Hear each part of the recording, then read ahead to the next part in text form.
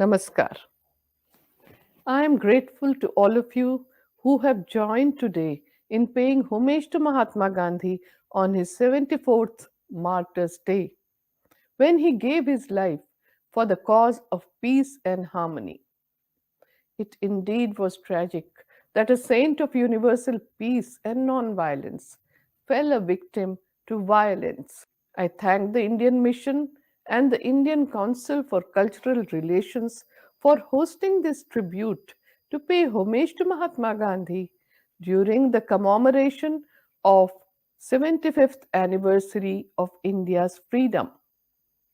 Mahatma Gandhi's message of peace and compassion resounds with people of all faiths worldwide, and he is the spiritual and political leader of one of the world's most profound and complex cultural traditions. Many world leaders have been inspired by him and continue to get inspired by him till today. In all the countries, people have great reverence and respect for Gandhiji. Today, the world is faced with many kinds of conflicts and diverse types of crises. We see Mahatma Gandhi's emphasis on universal brotherhood and peaceful coexistence having an all time relevance. Therefore, his teachings and actions of Satyagraha, the non-violent civil disobedience, are the most upheld principles. Today in the world, the emphasis is on human dignity and upholding the values of natural justice. There would be no better tribute to Mahatma Gandhi than to rededicate ourselves towards the cause of peace and mutual tolerance. Mahatma Gandhi is not only a freedom fighter but also a social and political revolutionary. His idea of Satyagraha by the method of non-violence is praised and followed all over the world till today. Gandhiji is not a name, but an idea that incorporates the feeling of non-violent struggle and sacrifice for the nation. Gandhiji is known for his various satyagraha to oppose unjust laws made by the British in South Africa and India. Some of the popular movements led by Mahatma Gandhi in India are the Champaran Satyagraha for indigo planters, Ahmedabad Mill Satyagraha for the mill workers, Kheda Satyagraha for peasants, Satyagraha against Rowlatt Act, Salt Satyagraha against the tax imposed on salt, and Quit India movement for freedom of India. There have been several successful experiences of Satyagraha in the past 50 years. Among the followers of Gandhiji in the 20th century, who successfully launched their own Satyagraha against racial, religious, and economic injustice and struggle for human rights, one could mention names like Khan Abdul Ghaffar Khan, Dr. Martin Luther King Jr., Nelson Mandela, Lech Walesa, Václav Havel, Benigno Aquino Jr., and many others. In more than half a century, many around the globe drew inspiration from Gandhiji's method of satyagraha.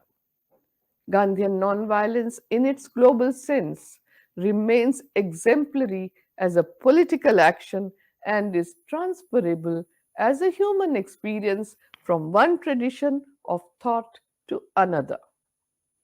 That is why the recent history of nonviolent action around the world has shown us clearly that satyagraha is a seed that can grow and flourish in other cultures and religions.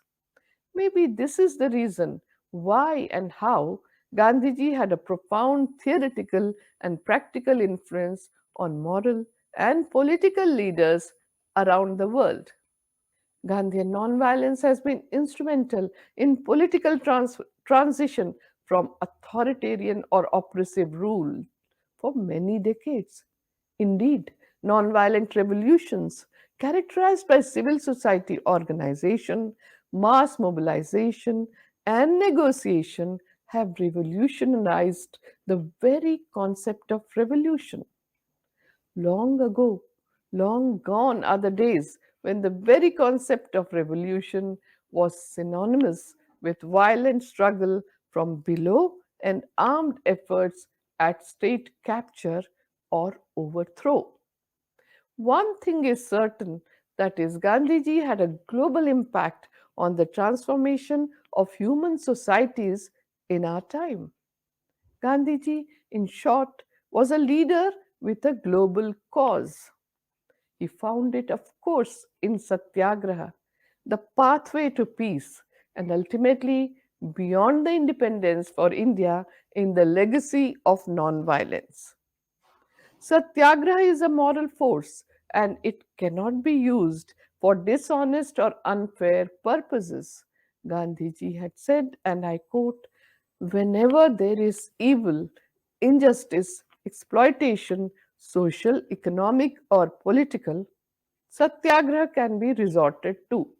It must, however, be remembered that it is the last weapon and must be used only in the last resort when all other weapons of peace have been tried and have failed. Such failures, patiently endured, are, in fact, good preparation for the last step. Satyagraha is grounded in truth force, and the truth is imbued with love. Its method is simple, but its simplicity induces a mode and contains a surprise. It is a process of moral becoming. It is the application in the supreme crisis of moral energy against the forces that endanger the common human desire. In Gandhiji's many experiments with truth that he conducted for 50 years, he developed a technique of nonviolent action which today has attracted the attention of the world. He often called his method the science and art of Satyagraha, the power of truth, or the insistence on truth, or the application of soul force as distinct from physical force. The world admires Gandhiji's moral courage that brought forth a new method rooted in nonviolence, truth, virtue, dialogue, mutual respect, and self sacrifice, which is proving to provide a compelling avenue to solve modern conflicts. The character of our current era, that of secularism, materialism, and globalization, one is made to wonder if asceticism was merely an incidental factor in Gandhiji's method. Gandhiji's austerity was for him the prerequisite for his method of satyagraha. Can the modern world borrow Gandhiji's political strategies without accepting the personal practices that Gandhiji himself saw as essential to the struggle and still succeeded at the level Gandhiji did? Three great desires dominated Gandhiji's life. Whatever he thought or contemplated, whatever he said and wrote, whatever he did or achieved, bear ample testimony to the fact that he yearned to build up human life, to improve it, to reform it, to transfigure it, to make it a fitter instrument for transcending itself and for attaining the higher reaches in the spiral of evolution. He felt a sense of fulfillment more than ever when he was absorbed in doing something which built up and bettered human life. Gandhiji's whole soul rose against any evil in any form. To resist all evil was, therefore, his second desire. He would prefer death to submission to any evil. It was this urge that made him a lifelong crusader in the case of whatever he deemed good. He was a revolutionary, a crusader, and illness, age, nor preoccupations came in the way of responding to a call for fight against evil in any shape or form. The third most dominant desire in him was for love for peace. Every bit of him was for peace, for nonviolence. He said that man had no right to destroy what he could not create and to injure what he could not make whole. Better leave both to God, he would say, as he alone can do both. The evolution of the whole technique of nonviolent action is based on this dominant urge of his, that is, love for all beings. Gandhiji had a realization of the immanent presence of God or truth. It was that which made him declare that all life is one. Gandhiji had immense faith in the inherent goodness of human beings, and he believed that it would never fail to respond to nonviolence. Since he experienced a sense of identity with all living beings, he not only refrained from harming them, but when in conflict with them, he exposed himself to suffering and invited it during the effort to make the opponent convinced of the truth of his own contention. He had faith in the infinite power of suffering to convert the opponent. While Satyagraha, in its intense form, in its more complete facet, is a creed, a way of life, as laid down and lived by Gandhiji himself, in its broader aspects, it may be said to be a non-violent weapon for the use of individuals as well as groups and masses in fighting against all evil and injustice, social, economic, and political. It is an alternative to all kinds of weapons and remedies which involve hatred and violence to person and property. The social organization of the Satyagraha was designed not only for civil resistance directed at the British colonial system, but also to model the new social order that the thousands of freedom fighters wished to put in its place, inspired and guided by Mahatma Gandhi. In 1918, on Gandhiji's call, Sardar Vallabhbhai Patel quit his hard earned job as a barrister and joined the movement to fight for exemption of taxes in Kheda district in Gujarat state of India at the time of plague and famine. He joined Gandhiji's non cooperation movement in 1920 and traveled across India to recruit 3 lakh members. He also collected more than 1.5 million rupees as fund for the movement. In 1928, he led the Satyagraha in Bardoli district in Gujarat state of India, which was an object lesson in the method of voluntary suffering to oppose the brute force of the government.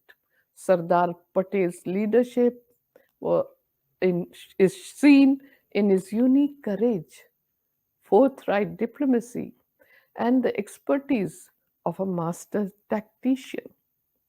Gandhiji offered his years of experience, his philosophy of satyagraha, and the charisma that attracted the world.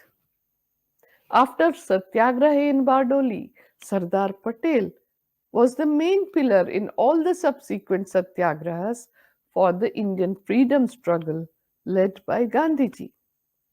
Later on, Sardar Patel became the first deputy prime minister of independent India. In 1930, the leaders of the freedom movement like Sarojini Naidu, Kamla Devi Chattopadhyay, and Khurshid Nauroji, to name a few, joined the salt satyagraha led by Gandhiji. When Mahatma Gandhi was arrested, he appointed Sarojini Naidu as the new leader of the campaign. Mahatma Gandhi inspired this unprecedented movement of Indian women out of their homes in the cause of the nation's struggle. It is undeniable that Mahatma Gandhi chose the movement through the salt satyagraha and that he wanted women to be part of the movement that followed the Salt Satyagraha in a visible and prominent manner. In his 50 years of public life in three continents, Gandhiji emerged as the voice of the voiceless, which inspired social reformers, activists, political thinkers, and fighters for individual liberty and civil rights the world over. Today, we have a unique opportunity to take the lead, open a new page in human history by learning from Gandhiji to address the global challenges. It is because our own human existence is so dependent on the help of others that our need for love and compassion lays at the very foundation of our existence. Therefore, we need a genuine sense of responsibility and a sincere concern for the welfare of others. Even after 7 decades since Gandhiji's passing on, in every part of the world, his relevance is felt as strongly as ever before, and his visions and actions are of an enduring significance for all times and places. Gandhiji stands out as the champion not only of political democracy but also of economic and spiritual democracy in today's world. Gandhiji's belief that moral degeneration is the root cause of all evils, including conflicts, stands the test of time. On January 30th, 1948, it was a routine day for Gandhiji. He told his grandniece Manu that the lethargy about other things could be tolerated, but not regarding prayers. He asked her to sing a bhajan, that is a hymn. Rest not, O man, even in the face of fatigue and weariness. A lot of work awaited Gandhiji's attention. Gandhiji did not like anyone missing his or her present duty to provide for an uncertain future. He said, who knows what is going to happen before nightfall or even whether I shall be alive? Hardly a day had passed in January 1948 when Gandhiji had not mentioned his death. Some may claim that Gandhiji had premonitions about his death. Just a previous day, he had repeated to Manu that if I die in my bed of common illness or even a small boil, you should proclaim loudly and repeatedly, even in the cost of condemnation, that this man was no Mahatma. But if I die while going for prayer and a man comes face to face and fires bullets at me, which I accept in my chest with the name of Rama on my lips, and if my mind is free from all the hatred for the killer, tell them that he was a true devotee of God. It was to his unique credit that in a world marred by violence and hatred, Mahatma Gandhi stands firm as a man of universal goodwill and a protagonist of peace. What is most striking is that Gandhiji emerged during his lifetime as a torch bearer of peace, and even today he continues to surprise mankind with his non-violent methods of satyagraha for resolving conflicts. What is stranger still is the resonance of success of his satyagraha that continues to inspire people across the globe. This was the inner calling that he identified and invested it in serving and helping people to establish their self respect and dignity. He had a keen desire to restore the dignity of all human beings. This reflects beautifully in the shloka, which used to be recited in the daily morning and evening prayers in Gandhiji's ashram. न त्वहं कामये राज्यं न स्वर्गं न पुनर्भवं Kamaye dukkha praninam artinashanam. I do not crave for kingdom, nor do I want heaven or salvation. I merely want to alleviate the sufferings of people. 74 years after violence brought his life to an abrupt end, it is a life worth revisiting, for it carried in its chapters the mild but unassailable truth that peace is a positive force and that it can still move humans away from darkness towards light. Mahatma Gandhi had declared, "Am I going to be silenced after my death? I will proclaim my faith even in death and speak from the grave." What was this faith that he wanted to proclaim from the grave? It was faith in truth that was God. It was faith in the goodness of all, as all are capable of truth. It was faith in the goodness of mankind. It was faith that despite the falls and upheavals, humanity would move towards goodness because truth, that is God, is only interested in the welfare of its creation. I once again take this opportunity to thank the Indian Mission and the Indian Council for Cultural Relations for hosting the talk on Martyrs' Day. My special thanks are to all of you who have joined me online today. We pay our tributes to Mahatma Gandhi with a hymn. सत्य के हेतु